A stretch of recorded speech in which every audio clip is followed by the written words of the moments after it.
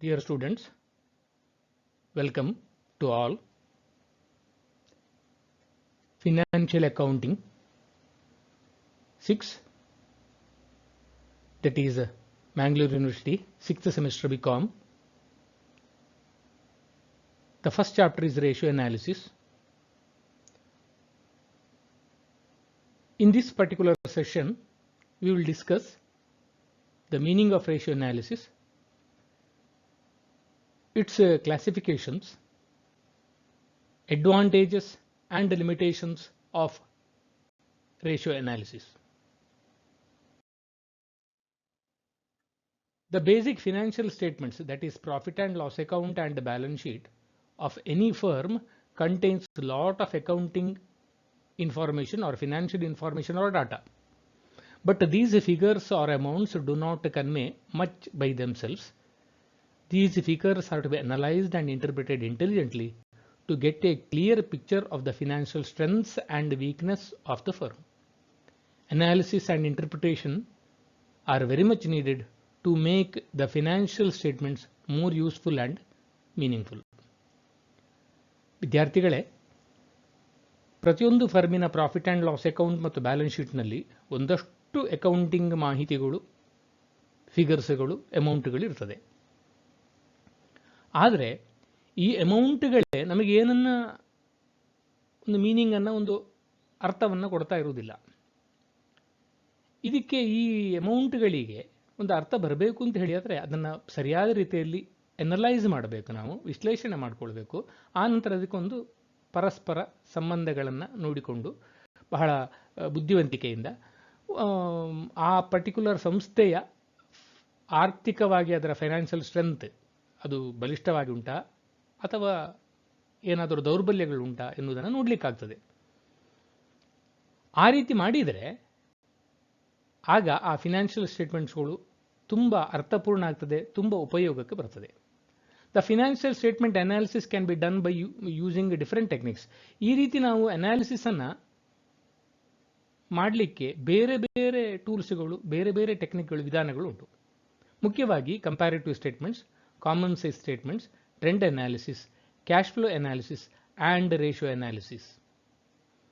ಇದರಲ್ಲಿ of the very important and very commonly used is ratio analysis. ಈಗ ನಾವು ಅದರ ಮೀನಿಂಗ್ ಅನ್ನು ನೋಡುವ. A ratio is a statistical yardstick to measure the relationship between two variables or figures. In other words, ratio defines the relationship between two or more things. Ratio ಎನ್ನುವಂಥದ್ದು ಒಂದು ಸಂಖ್ಯಾಶಾಸ್ತ್ರದ ಒಂದು ಅಳತೆಗೋಲು. ಇದು ಎರಡು ಅಮೌಂಟ್ಗಳ ಮಧ್ಯದಲ್ಲಿ, ಎರಡು ಫಿಗರ್ಗಳ ಮಧ್ಯದ ಒಂದು ಸಂಬಂಧವನ್ನು ತಿಳಿಸ್ತದೆ. Ratio reflects a quantitative relationship between two accounting figures. ಸಂಖ್ಯಾತ್ಮಕವಾಗಿ ಯಾವ ರೀತಿಯ ಸಂಬಂಧ ಉಂಟು ಎನ್ನುವುದನ್ನು ಇದು ಹೇಳುತ್ತದೆ. ಅದರಿಂದಾಗಿ it helps to make a qualitative judgment. ಆ ಸಂಖ್ಯಾತ್ಮಕವಾದಂತಹ ಸಂಬಂಧವನ್ನು ಅರ್ಥ ಮಾಡಿಕೊಂಡು ನಾವು ಆ ಮೂಲಕವಾಗಿ qualitative judgment about the financial performance of the performance and position of the firm. ಅದರ ಆಧಾರದಲ್ಲಿ ನಾವು ಕೆಲವು ಡಿಸಿಷನ್ ಮೇಕಿಂಗ್ ಪ್ರೋಸೆಸ್ಸನ್ನು ಮಾಡಲಿಕ್ಕೆ ಆಗ್ತದೆ. ಇನ್ನು accounting ratios can be express as under. ಮೂರು ವಿಧಾನಗಳು: ಪ್ಯೂರ್ ರೇಷಿಯೋ ರೀತಿಯಲ್ಲಿ, ಅಥವಾ ರೇಟ್ ರೂಪದಲ್ಲಿ, ಅಥವಾ ಪರ್ಸೆಂಟೇಜ್ನ ರೂಪದಲ್ಲಿ. ಒಂದು ಅರ್ಥ ಮಾಡಿಕೊಳ್ಳಿಕ್ಕೆ ಒಂದು ಎಕ್ಸಾಂಪಲ್ ತಗೊಳ್ಳುವ. Say for example, current ratio is equal to current assets divided by current liabilities. Say for example, current assets 5 lakhs ಅಂತಿದ್ರೆ, ಕರೆಂಟ್ ಲಯಬಿಲಿಟೀಸ್ 2 lakhs ಅಂತಿದ್ರೆ, then it is current ratio is calculated rupees 5 lakhs divided by rupees 2 lakhs. ಇನ್ನು ಇದನ್ನು ಮೂರು ರೀತಿಯಲ್ಲಿ ಹೇಳಬಹುದು ಅಂತ ನಾವು ಹೇಳ್ತಾ ಇರೋದು. ನಾವು it can be expressed as A pure ratio. ನಾವು ಯಾವತ್ತು ಮಾಡುವ ಹಾಗೆ ಇದರ ರಿಲೇಷನ್ಶಿಪ್ನ ಆಧಾರದಲ್ಲಿ ಇಟ್ ಈಸ್ 2.5:1. ಈ ರೀತಿ ನಾವು ಹೇಳಿದರೆ ಇಟ್ ಈಸ್ ಪ್ಯೂರ್ ರೇಷಿಯೋ. ಇದನ್ನೇ ನಾವು ರೇಟ್ ರೂಪದಲ್ಲಿ ಹೇಳೋದಿದ್ರೆ, current assets are 2.5 times of the current liabilities. Current liability compare ಮಾಡಿದರೆ ಕರೆಂಟ್ ಅಸೆಟ್ಸ್ಗಳು 2.5 times ಜಾಸ್ತಿ ಉಂಟು ಅಂತ ಹೇಳುವಂಥದ್ದು. ನಾವು ಈ ರೀತಿ ಆನ್ಸರ್ ಬರೆದ್ರೆ ಅದು ರೇಟ್ ರೂಪದಲ್ಲಿ ನಾವು ಹೇಳಿದ್ದು ಅಂತ. ಇನ್ನೊಂದು ಪರ್ಸೆಂಟೇಜ್. ಇದನ್ನೇ ಪರ್ಸೆಂಟೇಜ್ ರೂಪದಲ್ಲಿ ಮಾಡಬೇಕಿದ್ರೆ 5 lakhs divided by 2 lakhs into 100 ಮಾಡಿದರೆ ನಿಮಗೆ ಪರ್ಸೆಂಟೇಜ್ ಸಿಗ್ತದೆ. ಆಗ current assets are 250% of current liabilities. ಈ ಮೂರು ರೀತಿಯಲ್ಲಿ ಹೇಳಬಹುದು.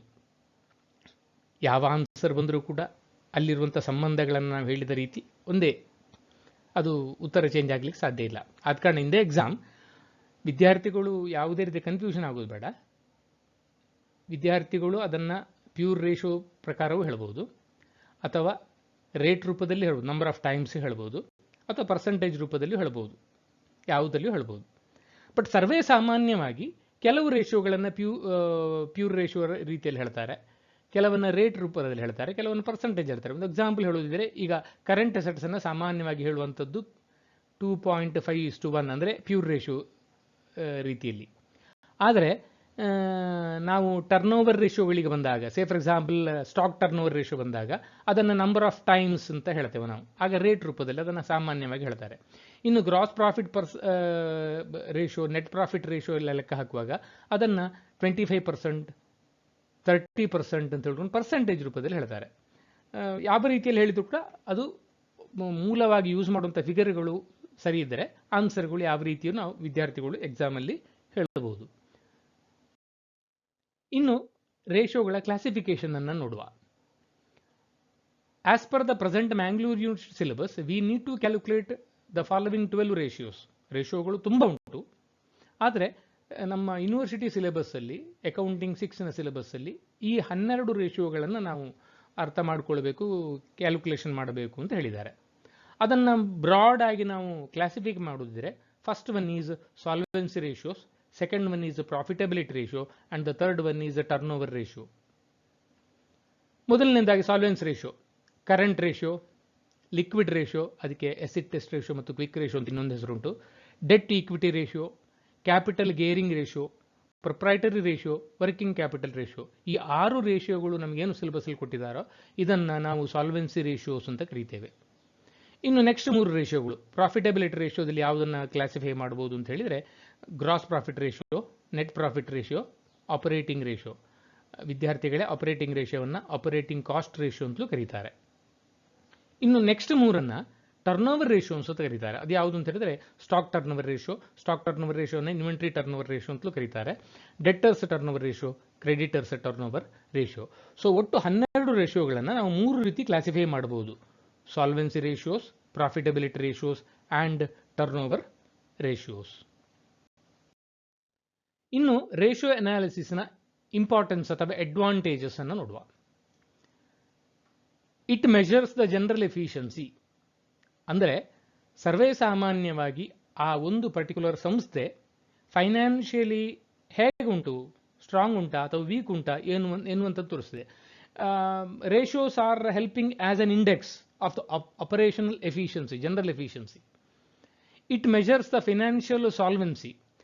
ಲಾಂಗ್ ಟರ್ಮ್ ಇರಬಹುದು, ಶಾರ್ಟ್ ಟರ್ಮ್ ಇರಬಹುದು. ಫೈನಾನ್ಷಿಯಲ್ ಸಾಲ್ವೆನ್ಸಿ, ದೃಢತೆ, ಆರ್ಥಿಕ ದೃಢತೆ ಅದರದ್ದು ಹೇಗೆ ಉಂಟು ಎನ್ನುವಂಥದ್ದನ್ನು ಈ ರೇಷಿಯೋಗಳು ತಿಳಿಸ್ತದೆ. Forecasting and planning. ಈ ರೇಷಿಯೋ ಅನಾಲಿಸಿಸ್ ತುಂಬ ಹೆಲ್ಪ್ ಮಾಡುವುದಿಲ್ಲ ಅಂತ ಹೇಳಿದ್ರೆ, ಡಿಸಿಷನ್ ಮೇಕಿಂಗ್ ಪ್ರೋಸೆಸ್ಸಲ್ಲಿ ಈಗ ಇರುವಂತಹ ಟ್ರೆಂಡ್ಗಳನ್ನು, ಈಗಿರುವಂತಹ ರೇಷಿಯೋಗಳನ್ನು ನೋಡಿಕೊಂಡು ಇನ್ನು ಮುಂದೆ ಮ್ಯಾನೇಜ್ಮೆಂಟಿಗೆ ಭವಿಷ್ಯದಲ್ಲಿ ಬಜೆಟಿಂಗ್ ಮಾಡಲಿಕ್ಕೆ ಇರಬಹುದು ಅಥವಾ ಪ್ಲಾನ್ಸ್ಗಳನ್ನು ಮಾಡಲಿಕ್ಕೆ ಬಹಳ ಬಹಳ ಹೆಲ್ಪ್ ಮಾಡ್ತದೆ. So forecasting and planning is possible. It facilitates decision making. ಖಂಡಿತವಾಗಿಯೂ ratio analysis is a very good tool to analyse and interpret the accounting figures so that major decisions can be taken by the management. ನಿರ್ಧಾರಗಳನ್ನು ತಗೊಳ್ಳಿಕ್ಕಾಗ್ತದೆ. ಪರ್ಫಾರ್ಮೆನ್ಸ್ನ ಆಧಾರದಲ್ಲಿ comparison ಮಾಡಿಕೊಂಡು ನಿರ್ಧಾರ ತಗೊಳ್ಳಿಕ್ಕೆ ಭಾಳ help ಮಾಡ್ತದೆ. It helps in internal comparisons. ಒಂದು ಸಂಸ್ಥೆಯ ಒಳಗಡೆ ಕಂಪ್ಯಾರಿಸನ್ ಮಾಡಲಿಕ್ಕೆ, ಅಂದರೆ ಒಂದು ಎಕ್ಸಾಂಪಲ್ ಹೇಳುವುದಿದ್ರೆ, ಒಂದು ವರ್ಷದಲ್ಲಿ ಮೊದಲನೇ 3 ಕ್ವಾರ್ಟರಲ್ಲಿ ಪರ್ಫಾರ್ಮೆನ್ಸ್ ಹೇಗಿತ್ತು, ಆ ನಂತರದ ಕ್ವಾರ್ಟರಲ್ಲಿ ಹೇಗಿತ್ತು, ಅಥವಾ ಈ ವರ್ಷದ್ದು ಮತ್ತು ಹಿಂದಿನ ವರ್ಷದ್ದು ಕಂಪ್ಯಾರಿಸನ್ ಮಾಡುವಂಥದ್ದು, ಆಂತರಿಕವಾಗಿ ಬೇರೆ ಬೇರೆ ರೀತಿ ಕಂಪ್ಯಾರಿಸನ್ಸ್ ಮಾಡಲಿಕ್ಕೆ ಈ ರೇಷಿಯೋಗಳು ತುಂಬ ತುಂಬ ಹೆಲ್ಪ್ ಮಾಡುತ್ತೆ. It helps in interfirm comparisons. 2 ಸಂಸ್ಥೆಗಳ ಮಧ್ಯದಲ್ಲಿ ಕಂಪ್ಯಾರಿಸನ್ ಮಾಡ್ಬೋದು. ಇಲ್ಲಿ ಕಂಪೇರ್ ಮಾಡುವಾಗ ನೆನಪಿಟ್ಟುಕೊಳ್ಬೇಕು, ಅದೇ ರೀತಿಯ ಬಿಸ್ನೆಸ್ಸನ್ನು ಮಾಡ್ತಾ ಇರುವಂತಹ ಸಂಸ್ಥೆಗಳನ್ನು ನೋಡಿಕೊಂಡು ನಾವು ಕಂಪ್ಯಾರಿಸನ್ ಮಾಡುವಂಥದ್ದು.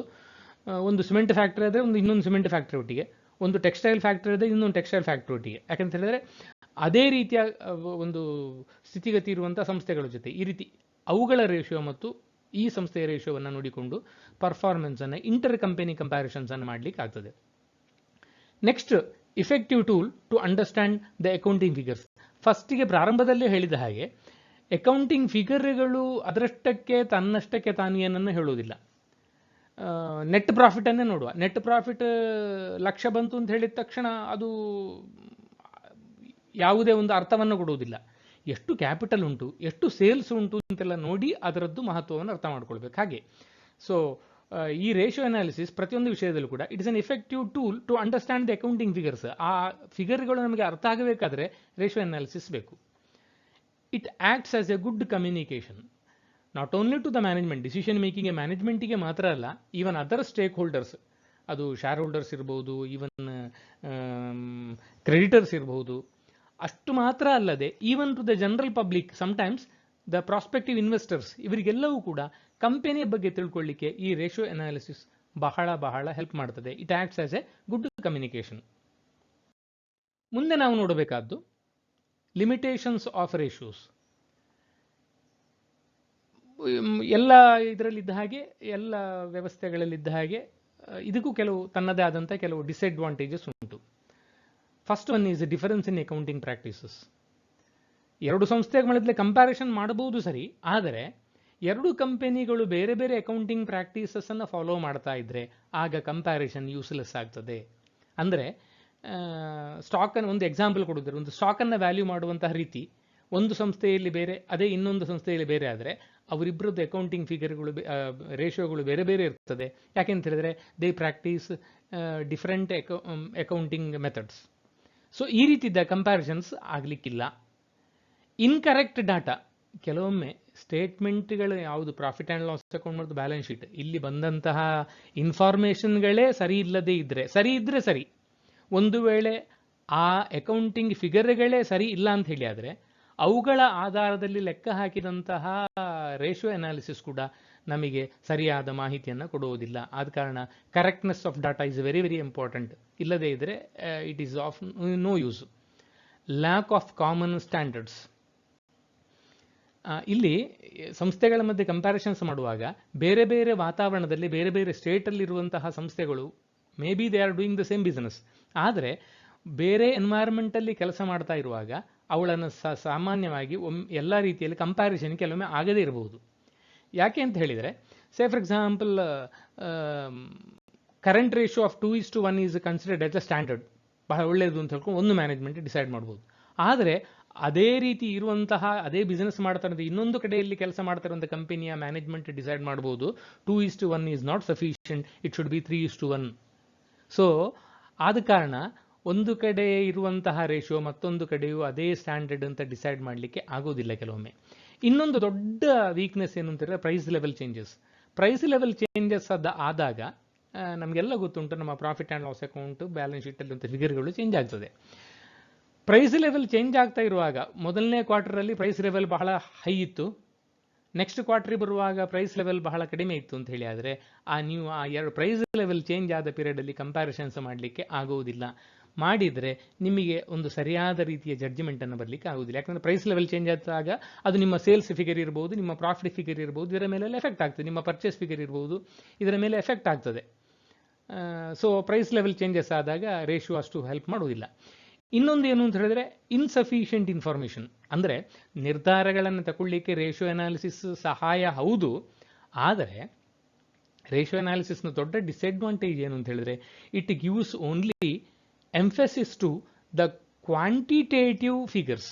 ದ ಕ್ವಾಂಟಿಟೇಟಿವ್ ಸಂಖ್ಯಾತ್ಮಕವಾದಂಥ ಮಾಹಿತಿಯನ್ನಷ್ಟೇ ಕೊಡ್ತದೆ ಹೊರತು ಒಂದು ಡಿಸಿಷನ್ ತಗೊಳ್ಬೇಕಾದ್ರೆ ಸಂಖ್ಯಾತ್ಮಕವಾದಂಥದ್ದು ಮಾತ್ರ ಅಲ್ಲ, ಅಲ್ಲಿ ಕ್ವಾಲಿಟೇಟಿವ್ ಆಸ್ಪೆಕ್ಟ್ ಕೂಡ ಬೇಕು. ಅದನ್ನು ರೇಷಿಯೋ ಎನಾಲಿಸಿಸ್ ಹೇಳೋದಿಲ್ಲ. Next one is arithmetical window dressing.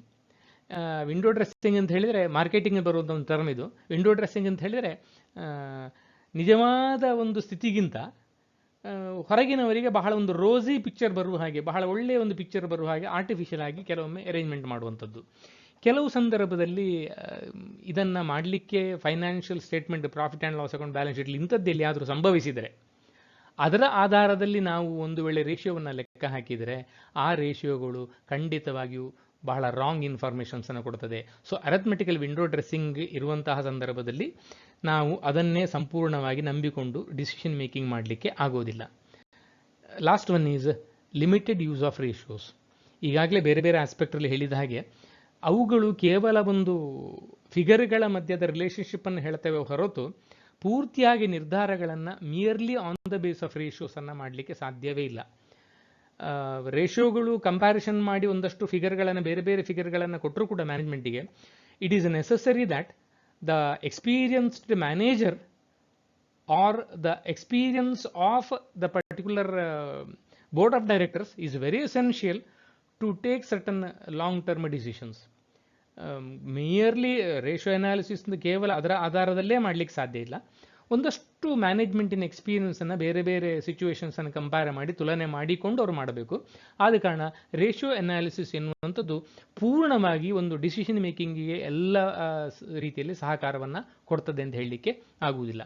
So these are the major limitations. ವಿದ್ಯಾರ್ಥಿಗಳೇ, ನಾವು ಈ ಒಂದು ಸೆಷನಲ್ಲಿ ಏನೆಲ್ಲ ತಿಳ್ಕೊಂಡೆವು ಅಂತ ಹೇಳಿದರೆ, ರೇಷಿಯೋ ಅನಾಲಿಸಿಸ್ ಅಂದರೆ ಏನು ಅಂತ ತಿಳ್ಕೊಂಡೆವು, ಅದರ ಒಂದು ಸ್ಥೂಲವಾಗಿ ಅದರ ಒಂದು ಮೀನಿಂಗನ್ನು ತಿಳ್ಕೊಂಡೆವು,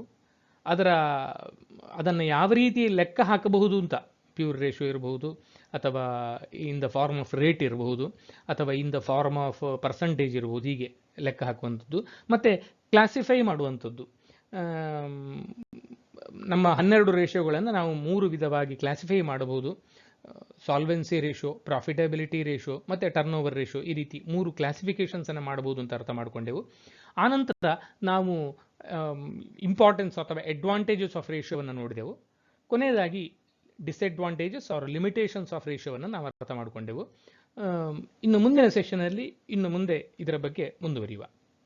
ಥ್ಯಾಂಕ್ ಯು.